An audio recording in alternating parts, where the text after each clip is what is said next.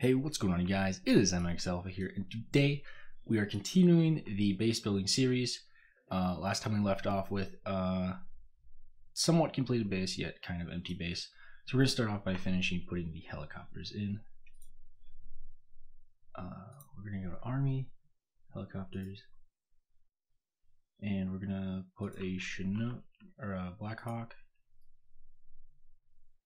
And I like it like that. And we'll put a Medevac Black Hawk down. We will put a Chinook down. Put it this way, and then we can put like a little bird or something here.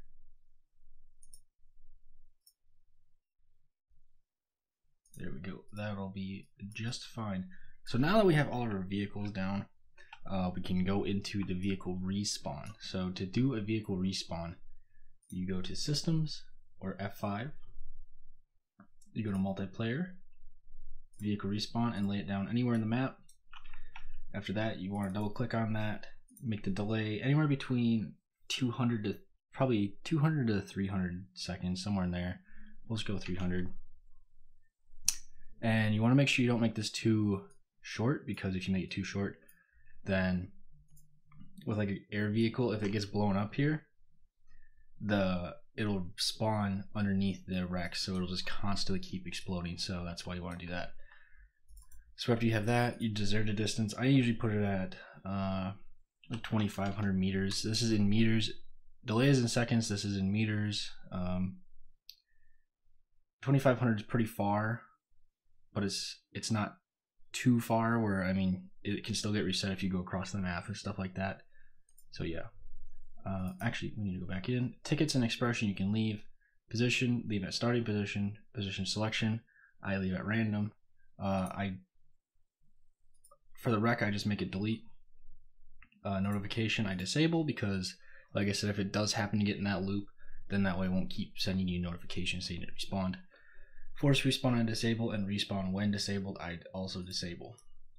So now that we have the respawn made, we need to attach all these vehicles to the respawn.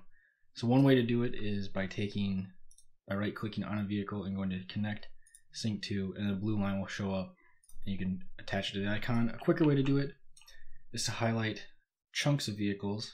We'll try to get that one in there.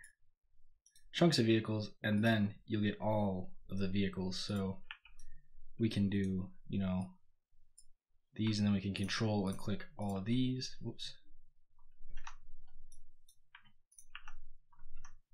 Whoopsie. And then we can connect, and you can see we have all of these vehicles now.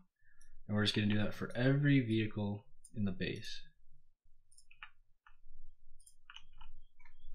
And then for the 4 helicopters, we can highlight all of them. Sync to. And boom, we are done. We're done with that. Like, that's all you have to do for the vehicle respawn. So next we'll go into the player respawn. So while you're still in systems, you can go down to multiplayer again, and we can do respawn position. I'm going to put it in the tent. Double click on that. You can name it if you want, you don't have to. Type infantry, side, blue 4, or whatever side you are playing on. Show to, you can say this side and its allies, only by the side. I just show everyone because we don't do PvP. I don't do PvP. Notification you can enable or disable. I'm going to keep it enabled. And there you go with that. And then after you lay down the marker, I'm going to go to attributes, attributes, multiplayer, and then there'll be a tab for respawn. Go to respawn, and then respawn on custom position. Once you've hit respawn on custom position, you'll see all these. You can select respawn position. You can check any of these if they, you know, if you like the look of them. I usually make the respawn delay about 5 seconds, 5 to 10 seconds, just to give people time to realize that they died. Allow manual respawn, show scoreboard, And then just to be safe, I make the tickets for blue 4 -1 because that is infinite tickets then, just to be safe. And then actually, if you want to go back in it, you can go back to it. Actually, whoopsie. You can go back to multiplayer. If you want a revive system, a medical system in your game, you can go to revive enabled for all players. And then, or you can do it controlled by player with attributes. Then you can have a required trait of a medic, so only medics could revive or something like that. And then you could, you know, make it required items like a med kit or a first aid kit. Something like that. We're going to disable for now. So that should be it for the player respawn. So now we have vehicle respawn, player respawn, and now we need ammo boxes. So to do ammo boxes, you want to go back over to objects, props, supplies, storage, and I usually do the cargo box just because it's just something, it just kind of looks good. In my opinion, it just looks good. And then you double click the cargo box, or cargo net box, whatever you want to call it. Let it load up. Go to special states, make it invincible by checking enable damage. Go back into it. Go down to equipment storage, and this is where you're going to need a mod.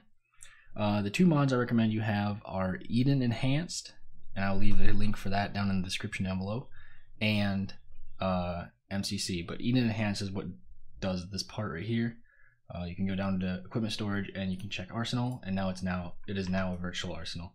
So we're gonna lay down like 3 of them, so like spread out, so players can, you know, do their thing. And that's pretty much it. I noticed this the other day. I wanted to put that like that because that looks a lot better in my opinion. And then just to be safe, because I noticed these spaces are a little bit wide, I'm actually gonna reinforce these just like that. And that is it for today's episode, you guys. I hope you guys enjoyed. If you did, hit that like button down below, leave a comment for anything you want to see in the future, and yeah, if you haven't subscribed yet, be sure to do so you can follow the series. And as always, guys, this was MX Alpha. Peace out.